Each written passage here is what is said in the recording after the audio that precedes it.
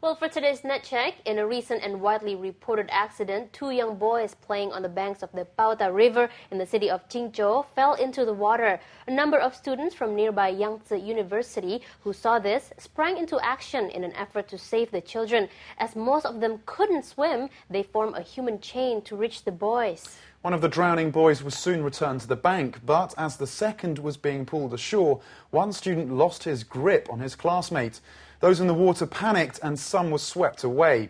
6 of the students and the young boy were saved by members of a local swimming team, but tragically 3 students, Chen Zheshe, He Dongshu and Fang Zhao, were swept away and drowned.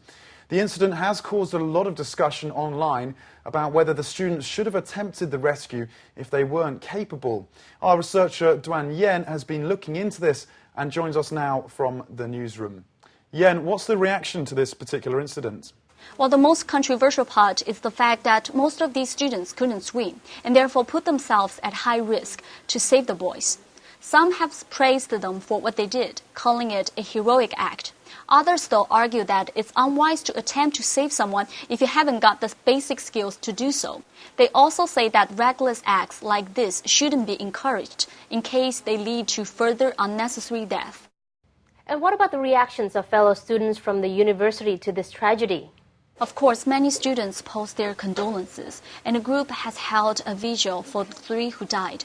Also mentioned was the fact that this isn't the first time a Yangtze University student had died trying to save someone from the river.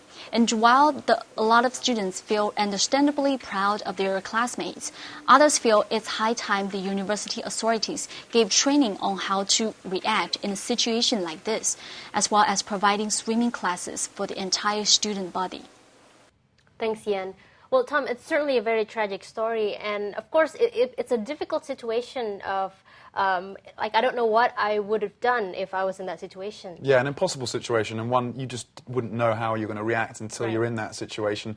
I know that water safety and the teaching of water safety to young children in places like the US and where I'm from, the UK, is taken very seriously, and you're told not to approach the water if you can't swim, if you don't have those skills. If you see someone in trouble, you should try to pull them out with something nearby, a stick or a pole or something. If not, find someone else who does have those skills. So it's certainly an important issue.